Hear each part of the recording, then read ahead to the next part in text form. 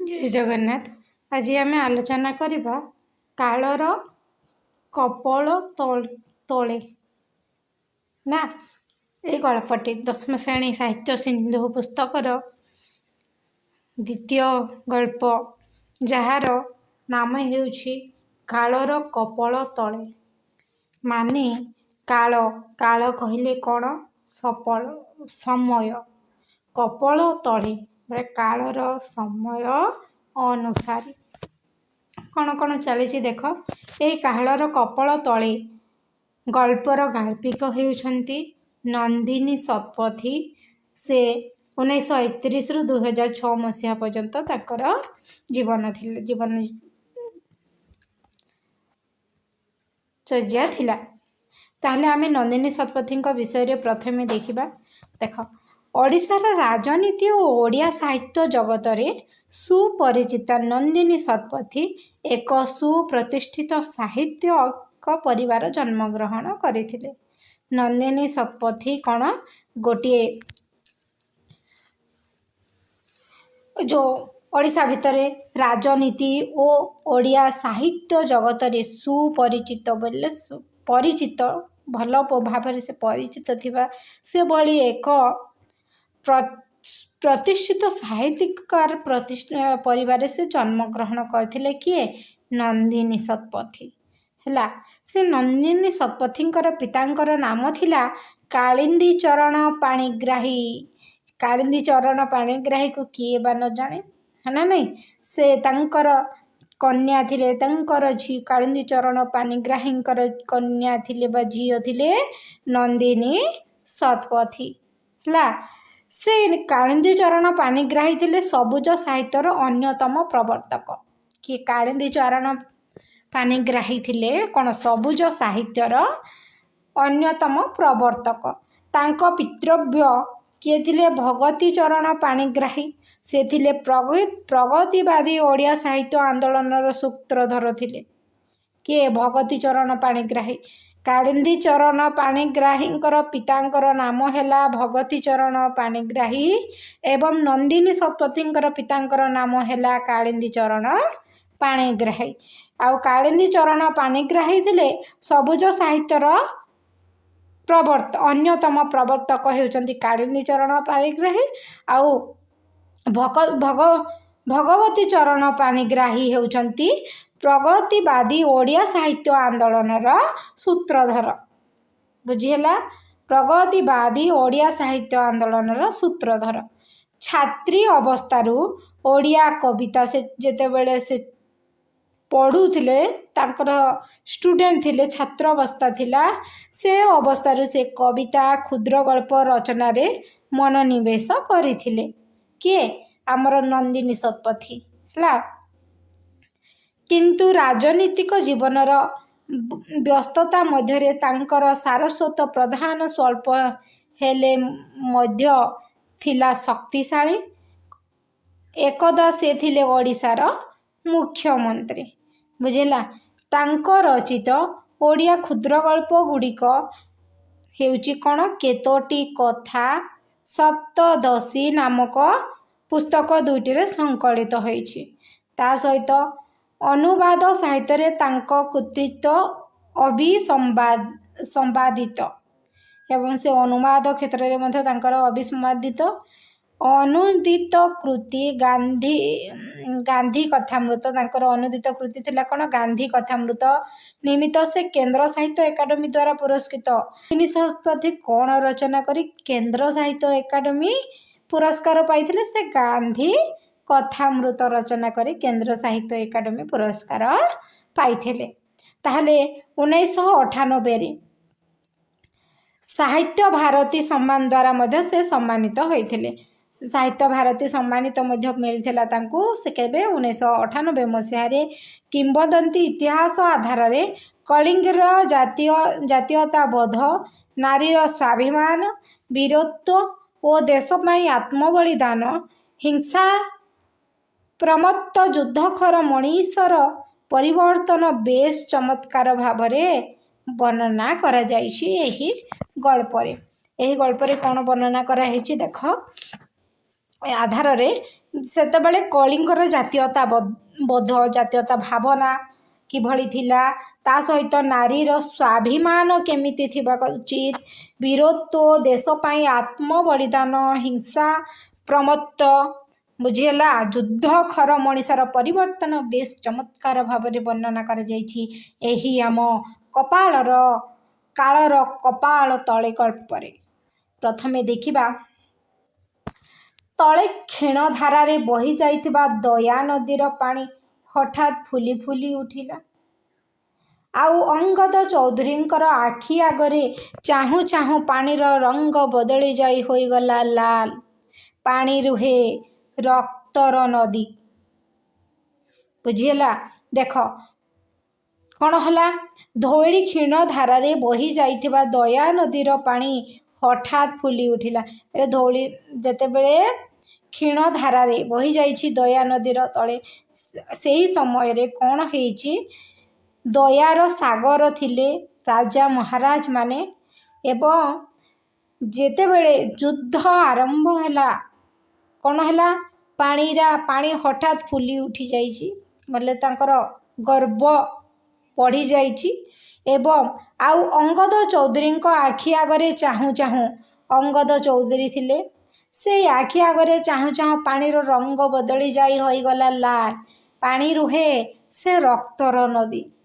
ବୁଝିହେଲା? ଧଉଳି ପାହାଡ଼ର ପାଦ ଦେଶରେ ଏଇ ବଡ଼ ପଥର ଏବଂ ମୁଣ୍ଡିଆଟା ଉପରେ କେତେବେଳୁ ବସି ରହିଛି ସେ। ଧଉଳି ପର୍ବତ ଦେଖି ଯେଉଁ ଧଉଳି ପାହାଡ଼ ବୋଲି ଆମେ ଶୁଣିଛା ଜାଣିଛା, ସେ ଧଉଳି ପାହାଡ଼ର ପାଦ ଦେଶରେ ଗୋଟିଏ ବଡ଼ ପଥର ମୁଣ୍ଡିଆଟା ଉପରେ କେତେବେଳୁ ବସି ରହିଛି। ସେ କ'ଣ କରିଛି, ମୁଣ୍ଡିଆଟା ଉପରେ ସେ କେତେବେଳୁ ସେ ବଡ଼ ପଥରଟି ବସି ରହିଛି। ସେ କିଏ? ବଡ଼ ପଥରଟି ଅଙ୍ଗଦ ଚୌଧୁରୀ ଇତିହାସର ଛାତ୍ର। ଅଙ୍ଗଦ ଚୌଧୁରୀ କିଏ? ଅଙ୍ଗଦ ଚୌଧୁରୀ ହେଉଛନ୍ତି ଇତିହାସର ଜଣେ ଛାତ୍ର। ବୁଝିହେଲା? ଇତିହାସର ଜଣେ ଛାତ୍ର ଆସିଛନ୍ତି ନାଳନ୍ଦା ବିଶ୍ୱବିଦ୍ୟାଳୟରୁ ଗବେଷଣା କାର୍ଯ୍ୟରେ।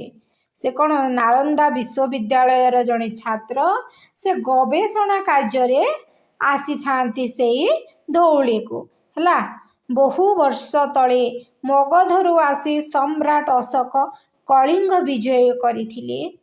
ଜାଣିଛୁ, ଆମେ ଜାଣିଥିଲୁ ଯେ ବହୁ ବର୍ଷ ପୂର୍ବରେ ଥିଲେ ଯେଉଁ ଅଶୋକ ଥିଲେ, ଯେତେବେଳେ ମୋଗଲ ସାମ୍ରାଜ୍ୟ ଚାଲୁଥିଲା, ଅଶୋକ ଆସି କ'ଣ କରିଥିଲେ, ମଗଧରୁ ଆସି ସମ୍ରାଟ ଅଶୋକ କଳିଙ୍ଗ ବିଜୟ କରିଥିଲେ। ଆମ କଳିଙ୍ଗ ଆମ ଏଇ ଯେଉଁ ଓଡ଼ିଶାର ଅନ୍ୟ ନାମ କଳିଙ୍ଗ ଆମେ ଜାଣିଛା, ସେ କଳିଙ୍ଗକୁ ବିଜୟ କଲେ ବା କଳିଙ୍ଗକୁ ତାଙ୍କ ଅକ୍ତିଆରକୁ ନେଇଯାଇଥିଲେ।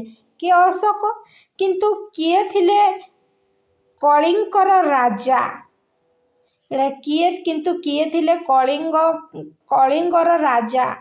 କାହାକୁ ପରାଜିତ କରି ଅଶୋକ ଉଡ଼େଇଥିଲେ ନିଜର ବିଜୟର କେତନ?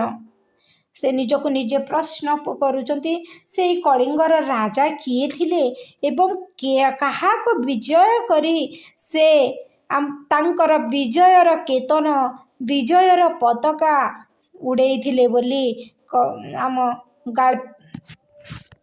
ଗାଳ୍ପିକା ଏଠାରେ ନିଜକୁ ନିଜେ ପ୍ରଶ୍ନ କରି ତାଙ୍କ ମନରେ ଅନେକ ପ୍ରଶ୍ନ ଉଙ୍କି ମାରୁଛି। ଅସଂଖ୍ୟ ଶିଳାଲେଖ ପଢ଼ିଛନ୍ତି ଅଙ୍ଗଦ। ସେ ଅସଂଖ୍ୟ ଶିଳାଲେଖ ମଧ୍ୟ ଆମ ଅଙ୍ଗଦ କ'ଣ କରିଛନ୍ତି, ପଢ଼ିଛନ୍ତି। ସେଥିରେ ଅହିଂସା, ଦୟା, କ୍ଷମା ଇତ୍ୟାଦି ବିଷୟରେ ଉଲ୍ଲେଖ ଅଛି। ସେହି ଅସଂଖ୍ୟ ଶିଳାଲେଖରେ କ'ଣ କ'ଣ ଉଲ୍ଲେଖ ଅଛି? ଅସଂଖ୍ୟ ଶିଳାଲେଖରେ ଅହିଂସା ଭାବନା, ଦୟା ଭାବନା ଏବଂ କ୍ଷମା ଇତ୍ୟାଦି ବିଷୟରେ ଉଲ୍ଲେଖ ମଧ୍ୟ ରହିଛି।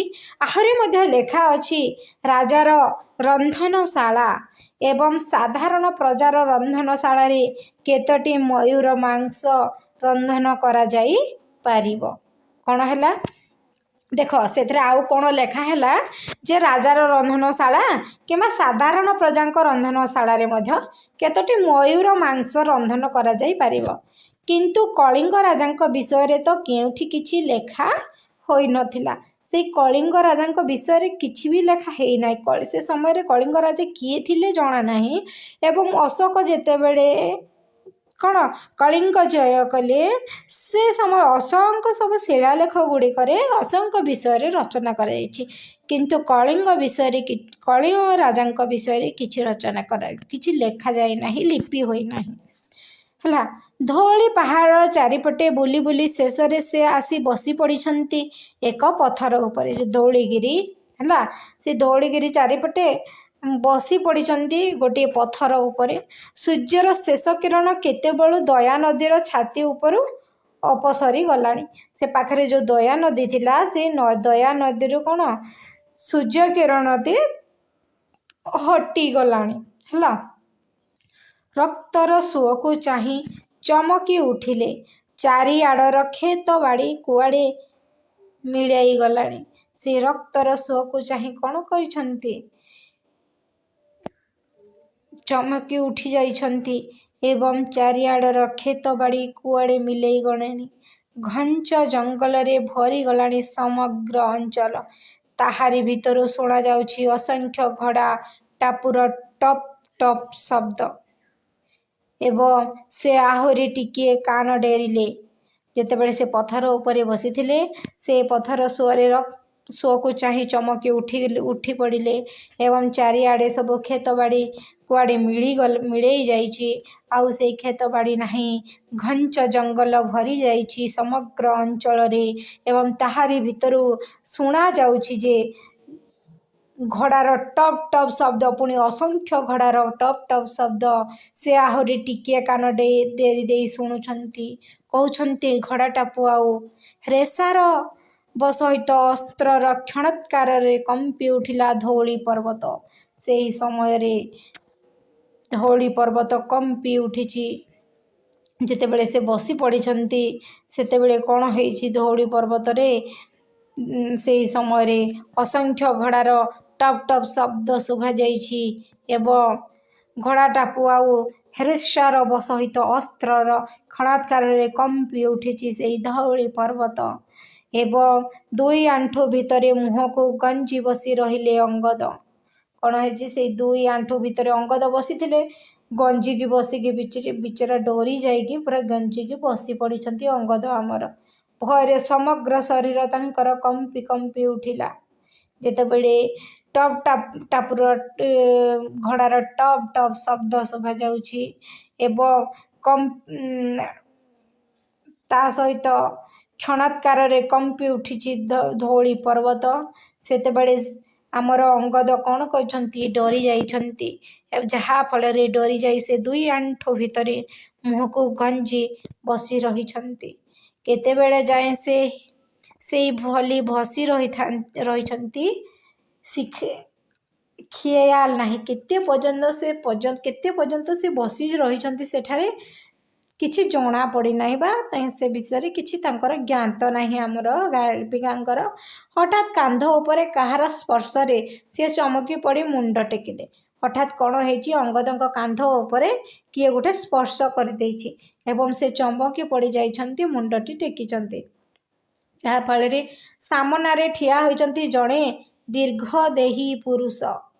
ଜଣେ ଦୀର୍ଘଦେହୀ, ବହୁତ ଦିନ ବଞ୍ଚିଥିବା ପୁରୁଷ, ବୟସ୍କ ପୁରୁଷ ଜଣେ ଠିଆ ହେଇଛନ୍ତି। ବେଶ ପୋଷାକରୁ ମନେ ହେଉଛି ରାଜବଂଶର ଲୋକ। ତାଙ୍କର ବେଶ ପୋଷାକ ଏଭଳି ଥିଲା ଯେପରିକି ଜଣାଯାଇଥାଏ ସେ ରାଜବଂଶର ଲୋକ। ଆଖି ଦୁଇଟାରେ ଅସାମାନ୍ୟ ଦୀପ୍ତି, ଟିକେ ଟିକେ ଆଖି ଦୁଇଟା ଟିକେ ଅଳ୍ପ ଅଳ୍ପ ଦେଖାଯାଉଛି। ଆଉ ତା ସହିତ ଗୋଟିଏ ଅଭୟ ହାତ ସେ ବଢ଼େଇ ଦେଉଛନ୍ତି ଅଙ୍ଗଦଙ୍କ ଆଡ଼କୁ। ତାଙ୍କ ହାତଟିକୁ ବଢ଼େଇ ଦେଉଛନ୍ତି, ଯାହାକି ଭୟ ନଥିବା କଥା। ଅଭୟ ହାତ ବଢ଼େଇ ଦେଇଛନ୍ତି ଏବଂ ହଠାତ୍ ଅଙ୍ଗଦଙ୍କର ଯେପରି ସବୁ ଭୟ ଦୂର ହୋଇଗଲା ଯେତେବେଳେ ସେ ବୟସ୍କ ବ୍ୟକ୍ତି ଜଣଙ୍କ ହାତ ବଢ଼େଇ ଦେଇଛନ୍ତି। ଯାହାଫଳରେ କ'ଣ ହେଇଛି? ତାଙ୍କର ସବୁ ଭୟ ଦୂର ଅଙ୍ଗଦଙ୍କର ସବୁ ଭୟ ଦୂର ହୋଇଯାଇଛି। ସେ ସେଇ ପ୍ରସାରିତ ହାତଟିକୁ ଧରି ଠିଆ ହୋଇପଡ଼ି ପଚାରିଲେ, ଆପଣ କ'ଣ କଳିଙ୍ଗର ମହାରାଜ? ଯେତେବେଳେ ପଚାରିଛନ୍ତି ଆପଣ କ'ଣ କଳିଙ୍ଗର ମହାରାଜ, ସେତେବେଳେ ସେଇ ବୟସ୍କ ଲୋକ ଜଣକ କହୁଛନ୍ତି, ନା, ମୋ ସହିତ ଆସ, ତୁମକୁ ମୁଁ ନେଇଯିବି କଳିଙ୍ଗର ମହାରାଜଙ୍କ ପାଖକୁ। ନିମନ୍ତ୍ରଣ ନୁହେଁ, ଆଦେଶ ଭଳି ଶୁଣାଗଲା ସେଇ ଗମ୍ଭୀର ସ୍ୱର। ଯେତେବେଳେ ସେ କହିଛି ନା, ମୋ ସହିତ ଆସ, ମୁଁ ତୁମକୁ ନେଇଯିବି। କୋଉଠିକି? ସେ କଳିଙ୍ଗର ମହାରାଜ ପାଖକୁ। ସେ ନିମନ୍ତ୍ରଣ କରୁନଥିଲେ, ବରଂ ଆଦେଶ ଭଳି ଶୁଣାଯାଉଥିଲା ସେ ତାଙ୍କର ଗମ୍ଭୀର ସ୍ୱରରେ। ସେ ଡରି ଯାଇଛନ୍ତି ଏବଂ ମନ୍ତ୍ରଚାଳିତ ବଦ୍ ଅଙ୍ଗଦ ଅନୁସରଣ କଲେ ସେହି ଦୀର୍ଘ ଦେହୀକୁ। କିନ୍ତୁ ତାଙ୍କ ଗତି ସହିତ ତାଳ ପକାଇ ଚାଲିବା ସହଜ ନଥିଲା। ଯେତେ ଜୋରରେ ସେଇ ଦୀର୍ଘ ଦେହୀ ଜଣକ ଚାଲୁଛନ୍ତି, ତାଙ୍କ ସହିତ ଚାଲିବା ସମ୍ଭବ ନଥିଲା। ଅଟକି ଯାଇଥିଲେ ଅଙ୍ଗଦ। ଅଟକି ଯାଇଥିଲେ ଯେହେତୁ ସେ ମଝିରେ ମଝିରେ ଅଟକି ଯାଉଥିଲେ ଅଙ୍ଗଦ। ଯାହା ଥରେ ମାତ୍ର ପଛରୁ କହି ଉଠିଲେ, ଆପଣଙ୍କ ସହିତ ଚାଲିବା ତ ଭାରି କଷ୍ଟ।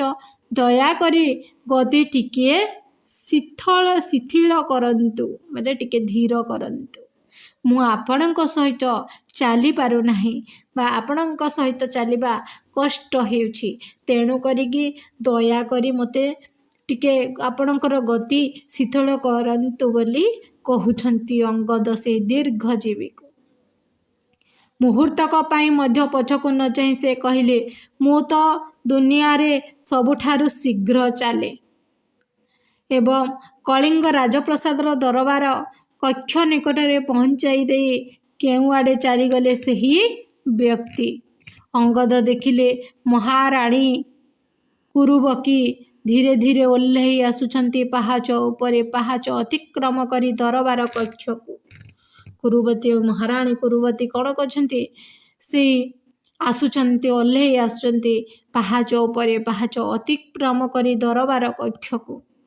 ଦୁଇ ପଟେ ଦାସୀଗଣ ମୁଣ୍ଡ ନୁଆଇଁ ସମ୍ମାନ ଜଣାଉଛନ୍ତି। ଯେତେବେଳେ ମହାରାଣୀ ରାଜଦରବାରକୁ ଯାଉଛନ୍ତି, ସେ ସମୟରେ ଦାସୀମାନେ ମହାରାଣୀଙ୍କୁ ସମ୍ମାନ ଜଣାଉଛନ୍ତି ମୁଣ୍ଡକୁ ନୁଆଇଁ। ମହାରାଣୀଙ୍କ ପ୍ରବେଶ ମାତ୍ରେ ଦରବାର କକ୍ଷର ସମସ୍ତ ଗଞ୍ଜନ ହଠାତ୍ ସ୍ତବ୍ଧ ହୋଇଗଲା ଏବଂ ପାତ୍ର, ମନ୍ତ୍ରୀ, ପରିଷଦ ବର୍ଗଙ୍କ ସମେତ ସମସ୍ତ ସେନାନାୟକମାନେ ସସମ୍ଭ୍ରମ ଅଭିବାଦନ ଜଣାଇଲେ ମହାରାଣୀଙ୍କୁ ଏବଂ କୁରୁବକୀ ନିଜେ ଆସନ ଗ୍ରହଣ କରି ଅନ୍ୟମାନଙ୍କୁ ବସିବାକୁ ନିର୍ଦ୍ଦେଶ ମଧ୍ୟ ଦେଇଥିଲେ। ଗୃହରେ ଆସୀନ ସମସ୍ତଙ୍କ ମୁହଁରେ ଗଭୀର ଉତ୍କଣ୍ଠା। କେହି କାନ ଡେରିଲେ ହୁଏତ ଶୁଣିପାରନ୍ତା କେବଳ ଦ୍ରୁତ ହୃତ୍ସ୍ପନ୍ଦନର ଶବ୍ଦ। ସମସ୍ତ ଉଦ୍ବେଗର ଅବସାନ ଘଟାଇ ମହାରାଣୀ କୁରୁବକୀ ଘୋଷଣା କଲେ, ମହାରାଜଙ୍କ ଅବସ୍ଥାର କୌଣସି ପରିବର୍ତ୍ତନ ହୋଇନାହିଁ, କିନ୍ତୁ ସେ ଆପଣମାନଙ୍କ ବିଚାର ପାଇଁ ଏକ ବାର୍ତ୍ତା ପଠାଇଛନ୍ତି। କେବଳ ମହାମନ୍ତ୍ରୀ ନିଜ ଆସନରୁ ଉଠି କହିଲେ, ଆଜ୍ଞା କରନ୍ତୁ, କହନ୍ତୁ ମହାରାଣୀ। କଳିଙ୍ଗ ମହାରାଜଙ୍କ ସମସ୍ତ ଆଦେଶ ଶିରୋଧାର୍ଯ୍ୟ। ତାହେଲେ ଆଜି ଆମେ ଏତିକିରେ ଭିଡ଼ିଓଟିକୁ ଶେଷ କରିବା। ବଡ଼ ଭିଡ଼ିଓ କଲେ ବି ଭଲ ଲାଗିବନି। ଭିଡ଼ିଓଟି ଭଲ ଲାଗିଥିଲେ ଲାଇକ୍ କର, ସେୟାର କର, କମେଣ୍ଟ କର। ଜୟ ଜଗନ୍ନାଥ।